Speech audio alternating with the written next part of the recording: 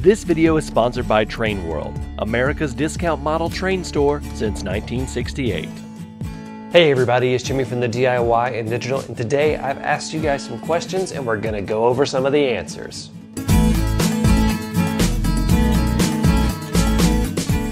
Welcome back everybody. Be sure to hit that subscribe button so you do not miss any updates. Like this video. This video is sponsored by Train World. Those guys are very awesome up there. America's discount model train store since 1968. They have a very wide selection of model railroading products in all sorts of scales. It's one of my favorite places to browse, especially right now in quarantine. So check them out, trainworld.com. Thank you guys so much for sponsoring this video. Speaking of Train World and the sponsorship, they sponsored the 10K giveaway and the HO scale prize has not been claimed. So I will be giving away again tonight at 8 p.m. Eastern time. So live stream again, we'll do it real quick. And be sure to check that out if you're interested in winning that HO scale prize. You cannot enter, no more additional entries, but you can check it out to see who wins. So check that out tonight live, 8 p.m. Eastern on my channel. So today we're going to be going over a lot of things with the channel, a lot of things that have changed. Plus I asked you guys quite a few questions over the past few weeks and I'm going to be reading off some of your answers. A couple things that have also changed is I do have some Etsy store announcements. So that'll come at the end of the video. So let's go ahead and dive right into the questions I've been asking you guys. So the biggest question that I asked and I got the biggest response for was, what do you wish you knew when you got started in model railroading? And I got quite a few responses, so we're going to be going through them right now. We're going to start off with the Train Seekers. He says, how tricky wiring a layout can be. It's frustrating when some or all things don't work as planned, and I have to agree. I am not the best at doing neat wiring, and it's one of the things that I really need to get better at. While I'm model railroading, I'm sure the next railroad that I build, I'm going to make a deliberate effort to do very neat and purposeful wiring, even if it takes me a lot longer. That way, if I need to troubleshoot something, I'm going to be able to fix it. But wiring is definitely one of those tricky things. Joe Rader says how expensive it would become for quality items, and I have to agree with that. But I also have a different opinion on that. I do think that things have become quite expensive even from when I was a kid, but technology is also improving and the product is also improving. You're not getting these cheapo toy type trains where it's all just a monomold plastic over an electric motor. You're getting these very detailed, intricately painted items that have digital command and control, or sometimes even they have Bluetooth or things like that. So yes, things are getting more expensive for quality items, but you are getting more bang for your buck in my opinion, and those really cheapo locomotives do still exist. Plus, there is now a great used market, especially with eBay and places like that. So yes, quality equipment is a problem in terms of price, but you are getting a lot more for what you're paying. Digger Evans, I wish I knew how to build baseboards properly. Yeah, baseboards are different because you can't just have one size fits all. If you're going to be putting grades, you're going to be doing it differently. If you're wanting the layout to be mobile and move, you're going to be doing it differently. If you're doing a shelf layout, whether it's an island or a peninsula, all those kind of things, it's going to be different. And everybody's going to have unique. There's no build this, this, and this. It's one of those things that's tricky because you really just have to know carpentry. Joe323 says, simple, DCC. DCC is one of those things that it does take a while to learn, and to be honest with you, I still don't know a lot of it. I am probably, I would say in the middle of the road. I know how to tweak speeds and all that kind of stuff, but really dialing into the CVs, I'm not there. And that's one of those things that I probably will never be there.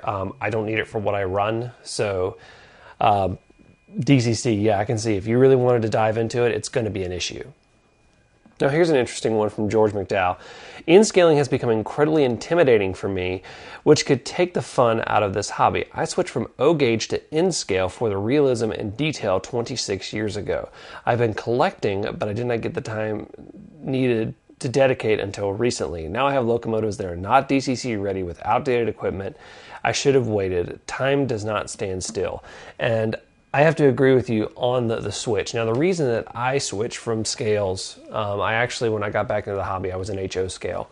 And the reason that I switched to Inscale was because it was a space factor, and I love scenery. I love scenery where having a train just run through some scenery. I always try to have at least one area where a train is just going to run through some scenery on my layout. So, but I definitely feel you on the Inscale issue. I think another thing with Inscale specifically is that it is quite tiny. It's not the smallest scale, obviously Z scale, and even when you get into like T gauge and stuff like that, or TT gauge, I can't remember what it's called exactly.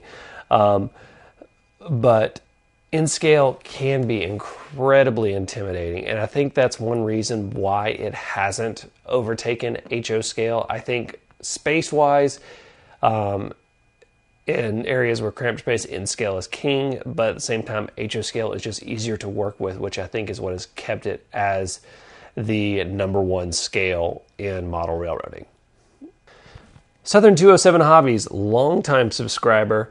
Adding grades and soldering were the two things that I was most scared about. I have so many burns on my fingers from soldering because I'm not that... You guys have seen my soldering technique. It's not exactly a professional one. And grades, yes. I will tell you what has helped me out a lot with grades is SCARM. SCARM has been able to make it really easy to calculate grades because it does it for you. And you can figure out where you need to put supports and do the sub road bed so that you can have a nice even grade. So that's one thing that really, but when you're doing that, you also have to consider the fact that you have to do that at the beginning of the build. So if you want to add a grade in later, it's really, really difficult. All right, switching over to when I post this question on my Facebook page, we got Daniel Clay Graves saying how long it takes. Moving slow and within your means is so important, and I agree. And I think this is part of the reason why you hear railroads taking 10, 20, 30 years to get built is because they are expensive, and someone doesn't have $10, $20, $30,000 to dump in a railroad right then. It's a slow build. Like for instance, when I build another railroad, I am going to build it so that I can move it into a new space on down the line, and it will be able to be expanded. But I know that the railroad, whenever I decide to build another one, is not going to be my final one. And honestly, I love building them, but it really does take a long time, and moving slow is one of those things that is one of the toughest things about our hobby, but it's also so important. Dan Pugatch says, I wish I knew to design the track plan around the structures and not the other way around.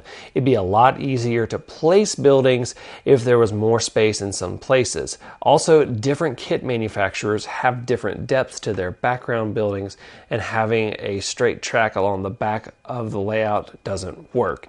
And yeah, that's kind of how, that's one of those things where that's how it works in the real world, where branch lines and things like that are built to industries, and industries eventually, after the railroad's been laid, you're going to have places where an industry is built to be close to the railroad. But a lot of times, specifically with branch lines, they're built to go to an industry such as a coal mine or a logging camp, or like one of the things that is big around here up in the mountains, a gypsum facility, things like that. And that's one of those things that makes your layout more realistic, is planning your railroad to go to industries rather than industries sitting on your railroad. Now that means you have to come up with where your industries are going to be. So, but that's one big thing. Tiaur Tim Hadaway Edge says, having to be a jack of all trades. So many different aspects to deal with, but it's a great feeling to finish projects. Yes, I am actually considering doing something where I'm talking about how model railroading is such a great STEM hobby, science, technology, and math, because it involves so much. You can put so much into this hobby. You can put coding, you can put electronics, you can put carpentry. You're going to have to know a good deal of math if you want to do everything when you're talking about grades and radii and all that kind of stuff. There's a lot of geometry in model railroading. Model railroading is such a great STEM hobby, and it's really great if you're a tinkerer like me, and that's part of the reason why I love model railroading so much. Okay, a little bit of a lighter question here. I asked you guys what some of your favorite real-world railroads are, and I'm just going to list them off here. Username Wiggles said BNSF because they run through his town. That's the same with me in Norfolk Southern. Although I do have CSX and Norfolk Southern in my town as well. They have an interchange right around here. Let's see here. The Train Freak, St. Louis and Southwestern, aka the Cotton Belt. Blue Streak, Fast Freight. All right. Steve B, Amtrak, sadly. No, Amtrak's a fun one. I like Amtrak. When I rode it on the California Zephyr, I had a wonderful time. Pan Am Rail fan. You can probably guess this one. Pan Am Railways. After all, my channel is named for it. T. Finney, Union Pacific. Good old, big old UP. Owen Tomlinson, Union Pacific again, only because the Santa Fe merged, and he's speaking with the Burlington Northern Santa Fe merger for BNSF. And Tim Hansen, Big Blue Conrail. So that's it, a little bit of fun, having you guys have a little bit more input and impact on the channel. I love bringing you guys in and hearing what you guys have to say. Speaking of that, if you'd like a bigger voice in this channel, I do have a Patreon page. I want to thank my 4 patrons right now. They're listed on the screen below. And also, I want to talk about the Etsy store. So Etsy store, haven't released a building in a few weeks, but the big news I'm going to announce right now is this is HO Scale building number 1. Now, I'm still waiting to get a 3D printer to be able to print those exact buildings, the 1s through 7 of the original series. But I decided to design some buildings that fit very well on my current 3D printer. So this is HO Scale Collection building number 1. It's a 2-story small shop, similar to the Inscale building number 1, which I have right here, as you can see. The difference is, you can see it has no windows on the sides, and that is so that you can put some decals. I actually had a request for that, and I thought it was a good idea.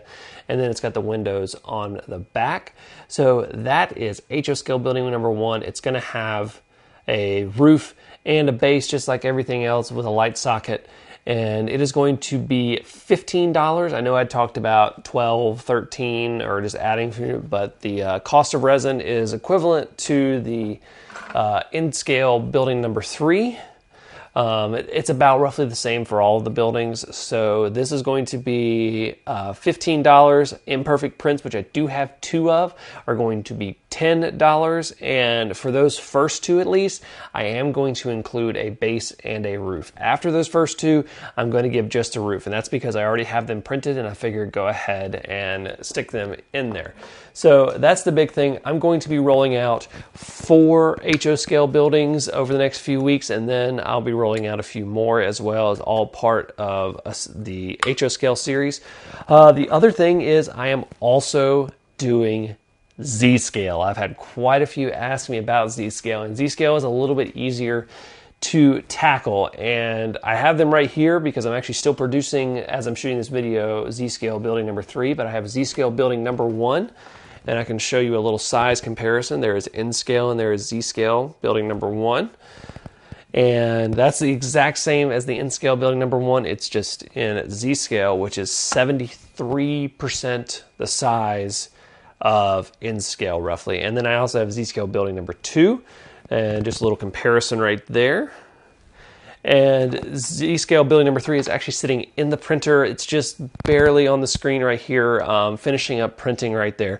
I do have a limited supply of all these buildings. I'm shifting the way that I produce, where I'm not doing made to order. I'm doing runs of buildings. So if you want to know when I'm getting ready to produce a building, you'll want to go ahead and subscribe to my Patreon page at the $2 signalman level, which gives you access to a sheet that tells you when I am producing what building. So if the building is sold out that you want, you'll be able to check out and see when it goes into production again, because I do have limited production capacity. So that is everything that is going on. A few other things. I am going to be doing some giveaways on Facebook. I'm thinking about giving away a few buildings that I print, things like that, HON and Z-Scale. And we're going to be getting ready to do some industries on 3D printing. I've actually got one right here. I've got a piece of one that I'm still finishing out the prototype for the fuel dealer that you've seen over there. I want to get it a little bit different for the kit. So I've got pieces of the fuel dealer, and I think I'm going to be able to do that in N, Z, and HO scale. So be on the lookout for that. You guys also voted, and I'm going to have the Inscale Freight House design coming up this month, so you'll definitely want to check that out. Plus, we're going to be doing some more with current sensing, and we're going to be rewriting several Arduino sketches over the next few months, and it's just going to be a lot of fun. It's going to be a really wild ride, guys. So thank you guys so much for everything. I want to thank Train World, our sponsor for the video. Go ahead and check them out at trainworld.com. And if you haven't already, go ahead and hit that subscribe button, hit that like button, and hit that bell icon so that you don't miss any updates like this video. Until next time, I'm Jimmy from the DIY and Digital. Stay safe and happy railroading. That is a really big spider. Where'd he go? Okay, there's a spider that has gone rogue and it is like that big, so I'm getting out of here. I wish I could go the other way. Bye-bye.